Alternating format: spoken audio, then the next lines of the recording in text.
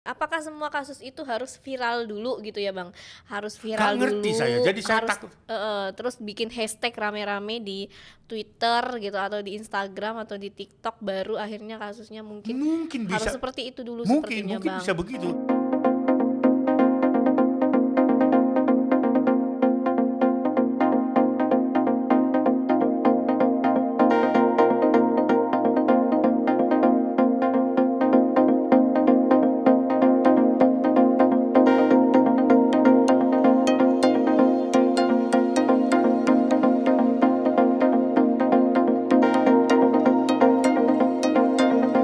Halo Sobat Anak Indonesia, jumpa lagi bareng Nia di Ngobras, ngobrol bareng Bang Aris dalam episode Q&A yang akan tayang setiap hari Rabu jam 7 malam. Untuk kepentingan terbaik anak, dukung terus Aris Merdeka Official dengan cara like, comment, share, dan subscribe. Nah, di depannya sudah ada Bang Aris nih. Bang, gimana kabarnya Bang? Kabar baik, ya Oke, kabar baik. kabar baik, alhamdulillah baik nih Bang Aris. Semoga juga sahabat anak Indonesia atau netizen di luar sana juga baik-baik aja, Iya sehat-sehat, begitu betul, ya Bang ya? sama-sama sehat ya. Dan tetap terus menjaga protokol. Apalagi kita sedang dibuat bergembira gitu ya, Ada apa tuh karena Bang? PPKM sudah dinyatakan Bebas. bukan bebas, tetap level 1 lah begitu ya. Oke. Yang semula kan tanggal 24 ini semua orang tidak boleh keluar masuk, baik itu luar negeri, dalam negeri, ya toh. Tapi ada kabar baik lah begitu, bahwa tentu kita harus waspada, khususnya anak-anak. Saya kira itu kabar baik untuk akhir tahun.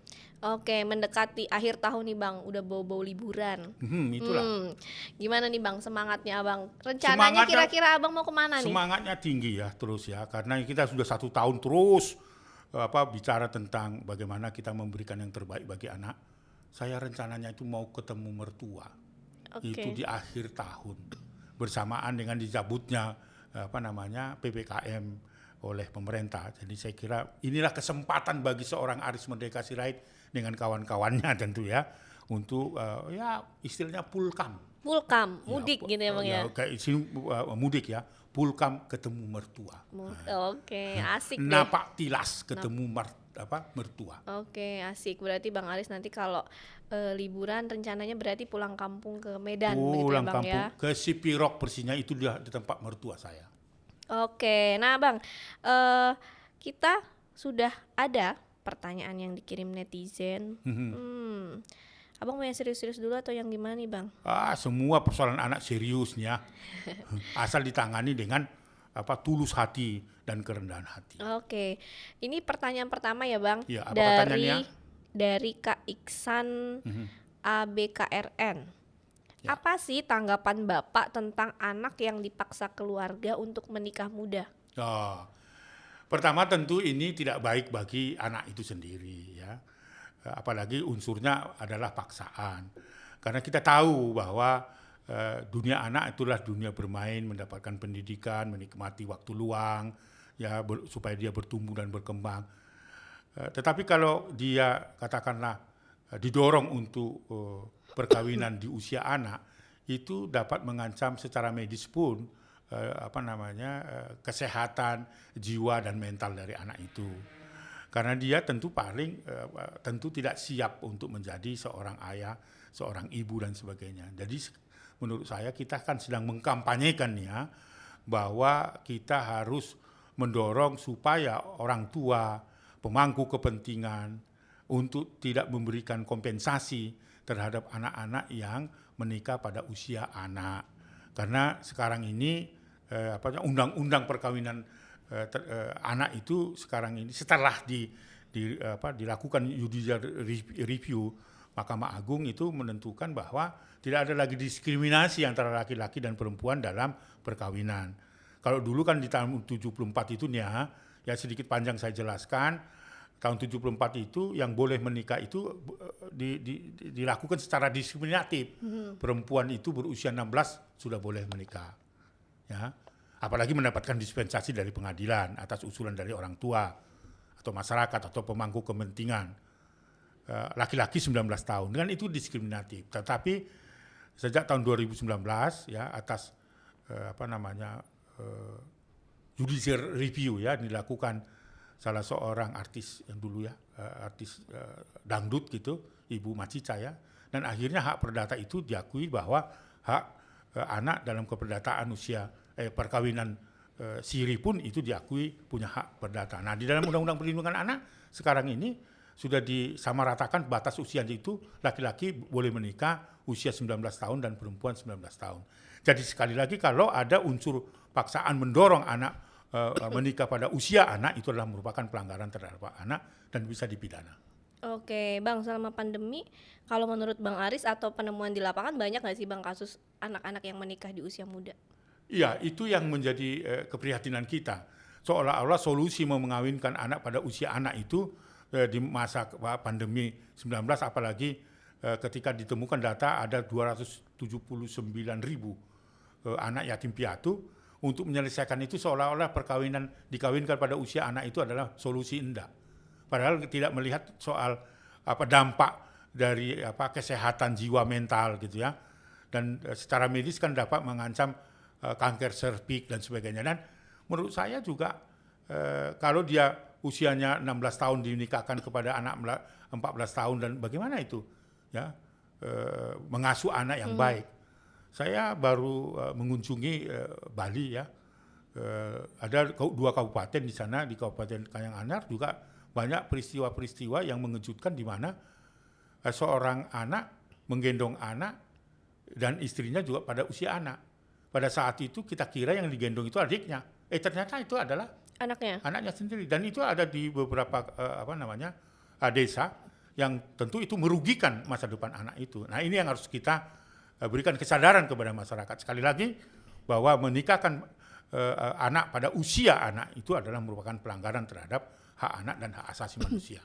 Oke Bang, kalau melihat kasus tinggi pernikahan usia anak ini kan artinya peran dari orang tua juga dibutuhkan ya Bang ya, sangat penting gitu. Upaya apa sih Bang yang bisa kita lakukan supaya kasus pernikahan usia anak ini nggak terjadi, terutama mungkin apakah kita harus nih misalnya memberikan sosialisasi terhadap orang tuanya, memberikan pemahaman atau seperti apa sih Bang? Kenapa sepertinya sangat susah atau memang sudah budaya kita di Indonesia yang memang kalau yang namanya mungkin ada satu daerah budaya yang kalau memang sudah dilamar atau didatengin sama pihak laki-laki itu apa ya bahasanya ya?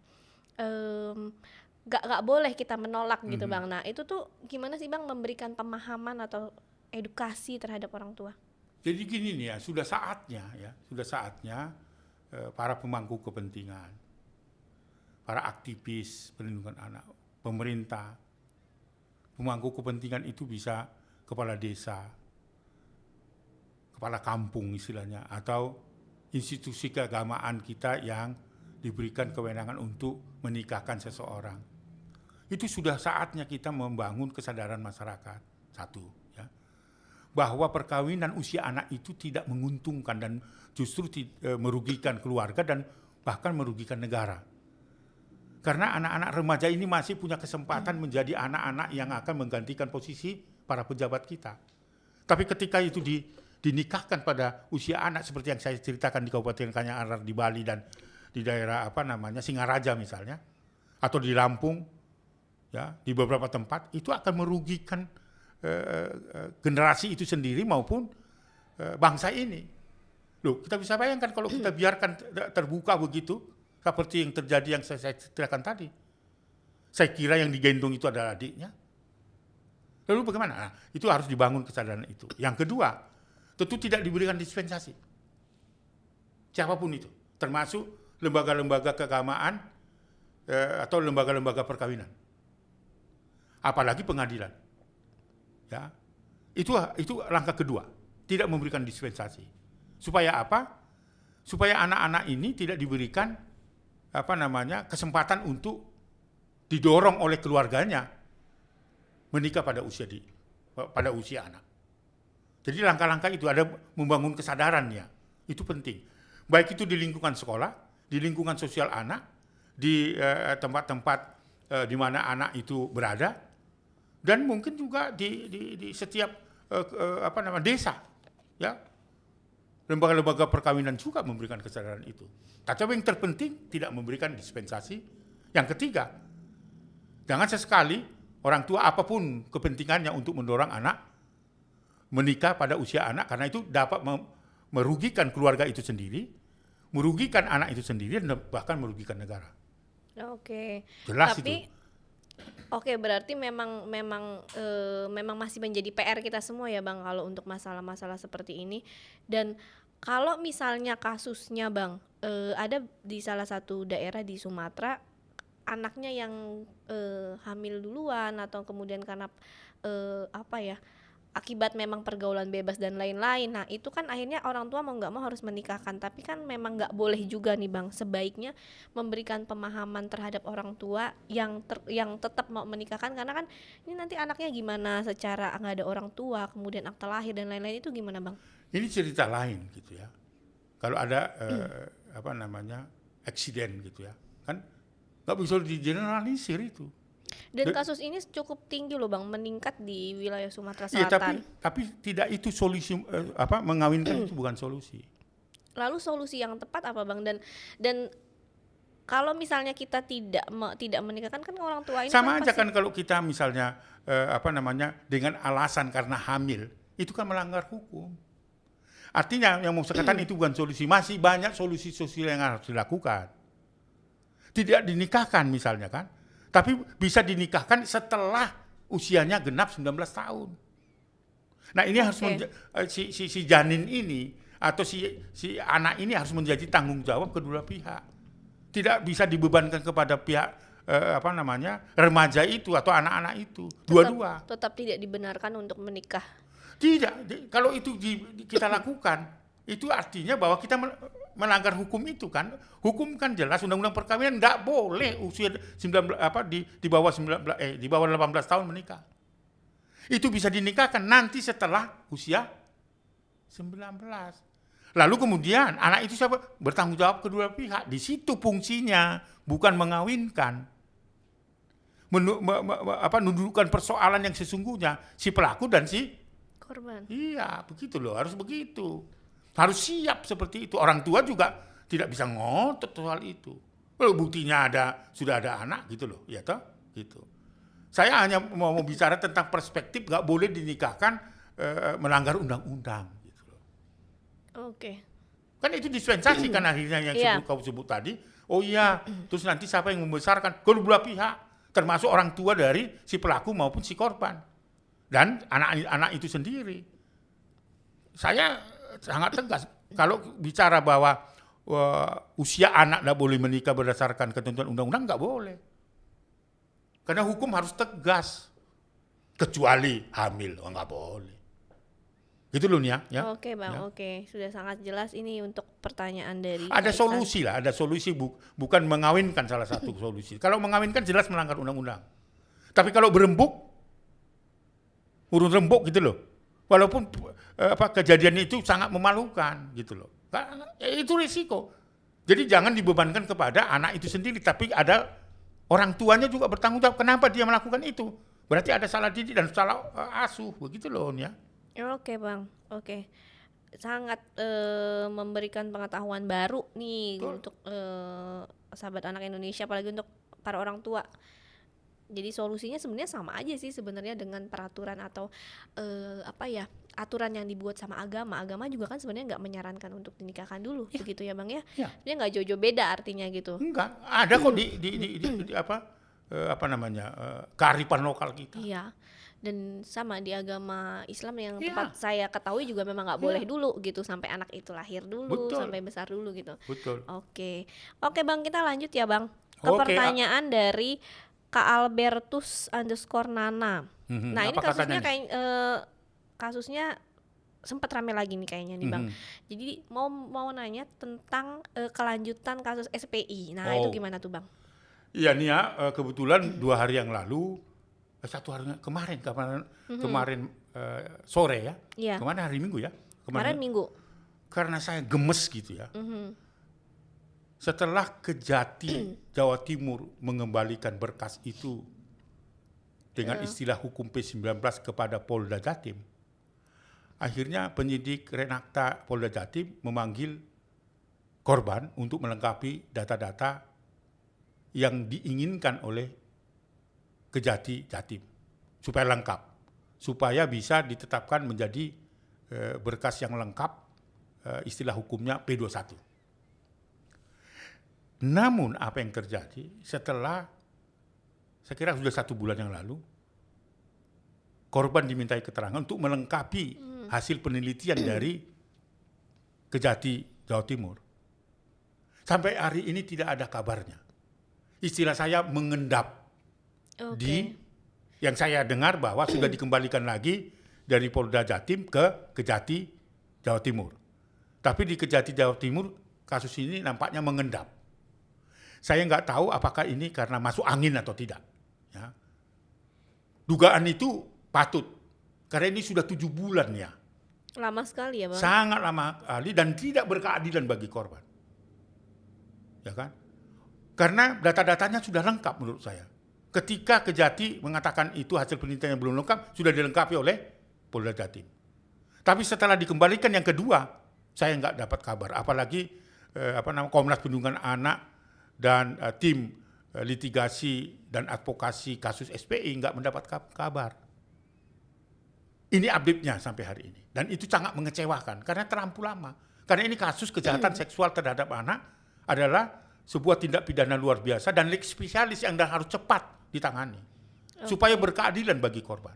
Untuk pelaku sendiri apakah sudah ditahan? Belum, malah sebenarnya sudah 3 bulan yang lalu dinyatakan dia sebagai tersangka oleh Polda Jatim.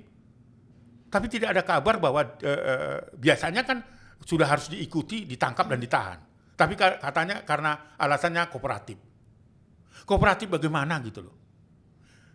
Ini baik untuk Polda Jatim tetapi tidak baik bagi korban. Oke, apakah semua kasus itu harus viral dulu gitu ya Bang? Harus viral dulu. Gak ngerti saya, jadi saya takut. Terus bikin hashtag rame-rame di Twitter gitu atau di Instagram atau di TikTok baru akhirnya kasusnya mungkin harus bisa, seperti itu dulu mungkin Bang. Mungkin bisa begitu. Kan kayak kasus di Bandung Bang yang pemilik sekolah ya atau ke ustadz di salah satu oknum. Iya betul. Di pesantren ya di Bandung yang korbannya lebih dari 20 orang gitu. Betul. Laporan terakhir dari Garut itu 21 orang. 21 orang. Viral, kemudian kasusnya cepat gitu. Mungkin kita minta dukungan kali ya Bang sama masyarakat Indonesia, sama sahabat anak. Ayo dong dukung kasus SPI. Jangan ada satu kasus viral terus kemudian hilang tenggelam, ada satu kasus hilang kemudian tenggelam. Mungkin minta support kali Bang, dukungan viral dulu mungkin baru bisa. Itulah yang nggak ngerti saya Nia ya. Seyoganya nggak begitu kan. Karena ada hukum acara. Ya. Terus kemudian ini ada data-data. Dan hasil visum udah keluar Bang? Sudah semua sudah lengkap. Itu kan kemarin itu hasil penelitian dari Kejati Jawa Timur itu untuk dilengkapi, sudah dilengkapi. Saksi korban atau korban sudah dimintai keterangan tambahan, saksi-saksi lain. Tapi kok masih berhenti tidak tidak diumumkan bahwa sudah P21 atau tidak. Sementara dalam proses penanganan berita acara dan pemeriksaan saja sudah tersangka belum ditetapkan, sudah ditetapkan tersangka tidak ditangkap dan ditahan hanya karena alasannya kooperatif. Nah ini sekarang hasil penelitian yang dilakukan oleh Kejati demi keadilan, nggak ngerti sampai sekarang. Maka 1 hari yang lalu, saya kira kemarin sore saya merilis itu mau betul-betul mengatakan bahwa kenapa ini kasus mengendap di Kejati Jawa Timur. Nah, apakah ini udah masuk angin atau tidak? Wajar saya mengatakan itu netizen. Saya kira kita seringkali kan pelupa gitu ya. Maka saya selalu mengingatkan supaya kita tidak menjadi pelupa. Oke, atau jadi budaya baru Bang di hukum kita. Jadi kalau kooperatif untuk pelaku kejahatan seksual yang kooperatif itu nggak ditahan. Jadi udah dianggap kooperatif. Atau gini Bang, yang bersikap sopan akhirnya bebas. Nah, kan itu lagi-lagi ada budayanya nih Bang. Kasus di Indonesia. Atau harus seperti itu dulu atau gimana Bang? Saya kira itu yang saya tidak ngerti. Itu yang saya tidak ngerti.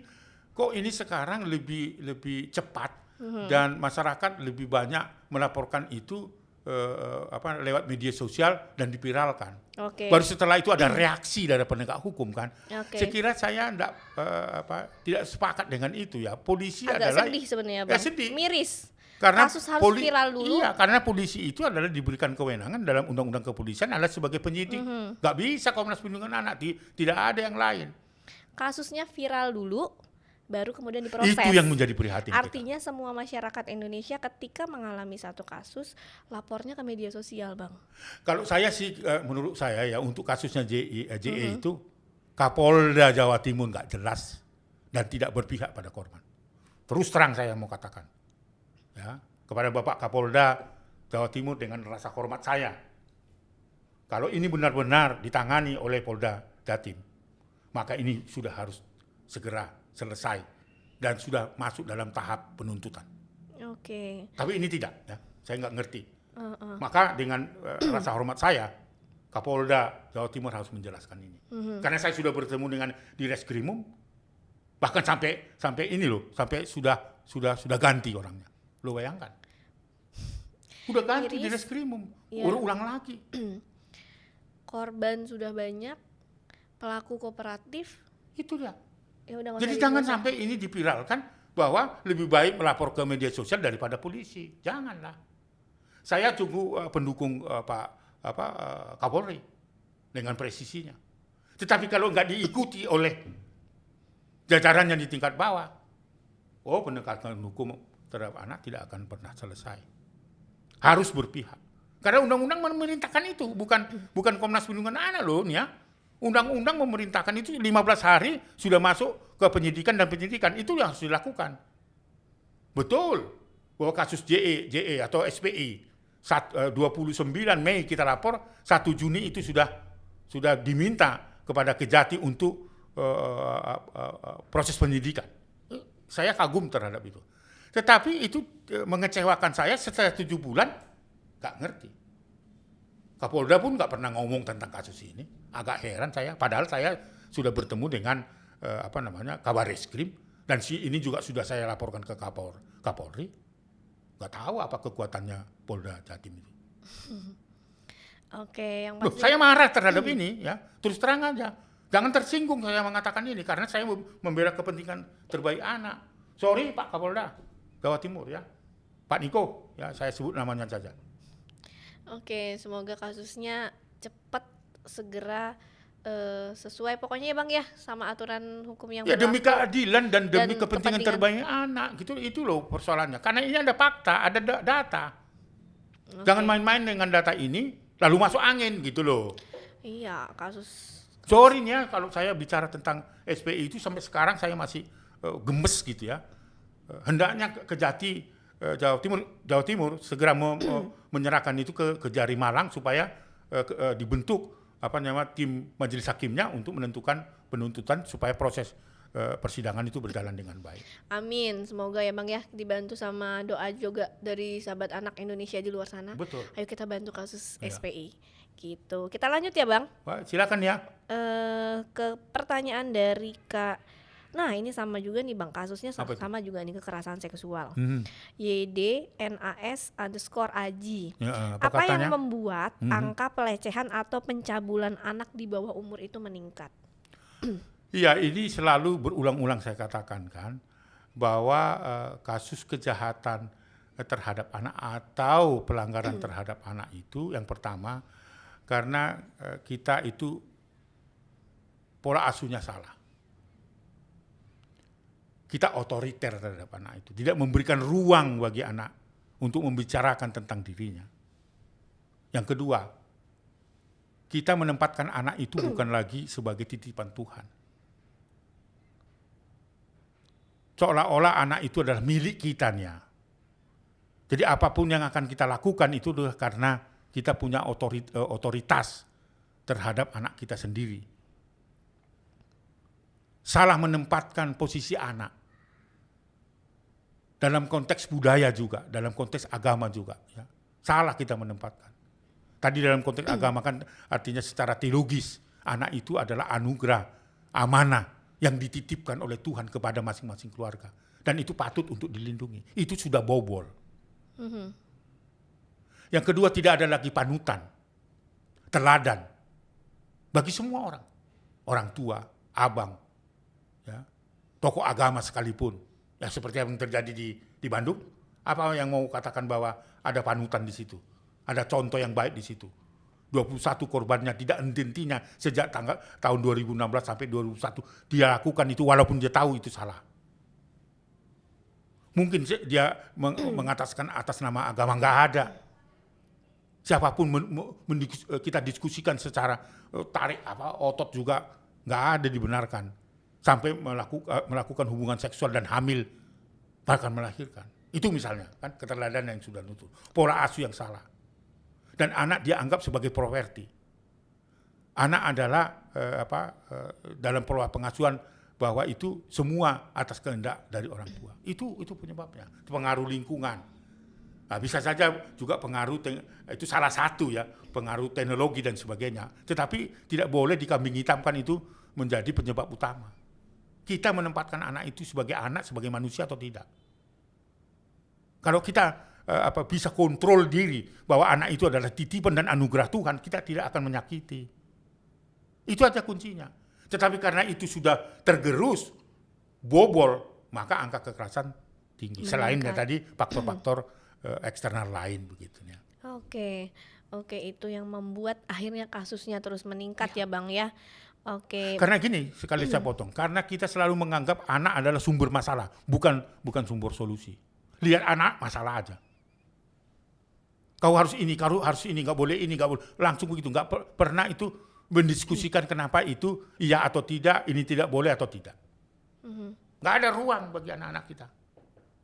Oke, jadi maksudnya Bang Aris, orang tua dan anak-anak saling mendengarkan gitu ya. Jadi kita sama-sama, kita mau dengerin anak, anak juga mendengarkan kita. Jadi solusinya dibicarakan bersama begitu ya Bang ya. Betul. Oke, nah itu tadi dari Kak YDN S_Aji. Selanjutnya kita dari Kak Deril Aji 777 Bang. Bagaimana mengatasi anak-anak yang di bawah umur terkena dampak lingkungan gay? Ya itu tadi.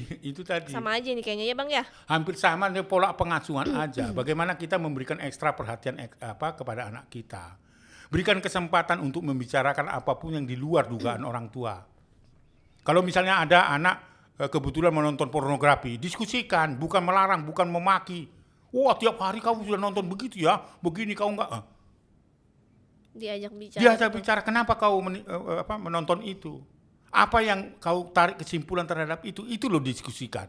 Jadi kelihatan mana yang negatif, mana yang positif. Di era sekarang ini, pola pengasuhan itu harus dialogis dan partisipatif. Banyak mendengarkan persoalan-persoalan anak, supaya kita ngerti apa yang di dalam pikiran anak. Ketika anak punya akses untuk mendiskusikan kepada orang tua, dia tidak akan mendiskusikan kepada orang lain ya. Nah ini tidak, semua dilarang. Akhirnya dia mendiskusikan kepada temannya. Yang temannya belum tentu bisa menjelaskan yang baik. Ya kan gitu. Jadi zamannya sekarang tidak lagi zaman otoriter, tetapi dialogis dan partisipatif. Memberikan kesempatan kepada anak akses untuk mendiskusikan apa yang ada dalam pikirannya, tetapi partisipatif. Gitu kan? Artinya apa? Anak didengar pendapatnya. Karena undang-undang juga membenarkan anak-anak didengar pendapatnya. Nggak boleh sekarang dengan otoriter kita, nggak ada untungnya. Karena kalau tidak, ya seperti tadi, dia akan belajar dari luar dirinya. Akhirnya apa? Dimanfaatkan orang lain lah. Dengan kekosongan pengetahuan tentang seksualitas lah misalnya, gitu kan. Tontonan tayangan-tayangan yang merugikan misalnya. Itu loh, harus sekarang itu zamannya seperti itu.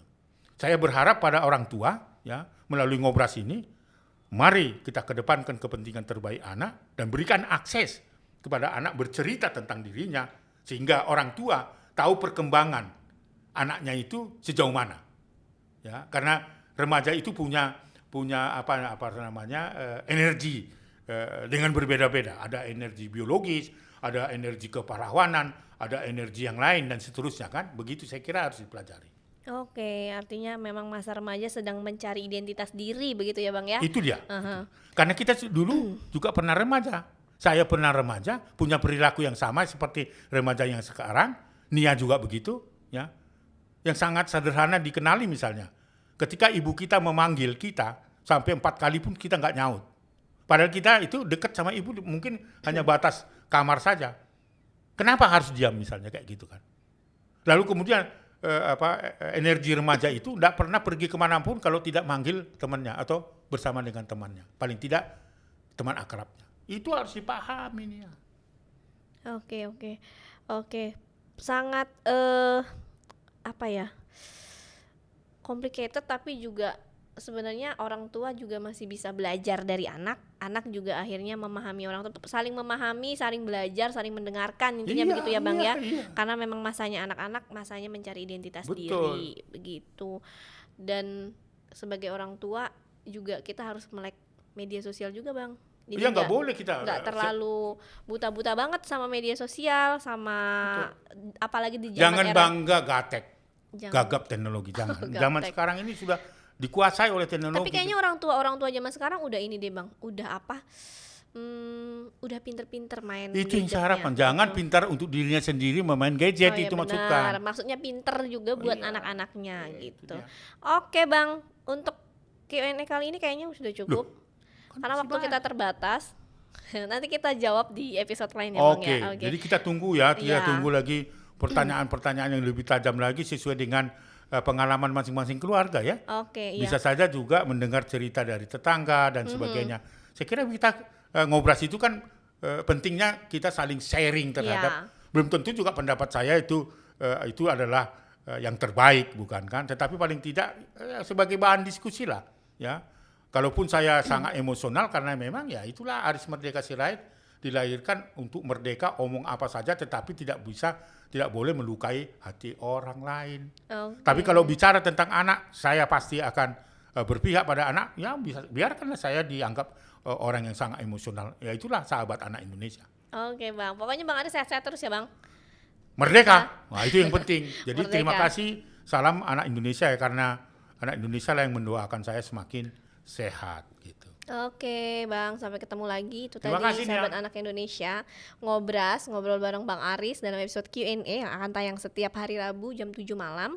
Untuk kepentingan terbaik anak, dukung terus Aris Merdeka Official dengan cara like, comment, share, and subscribe. Salam anak Indonesia. Anak terlindungi, Indonesia maju. Sampai jumpa. Dah.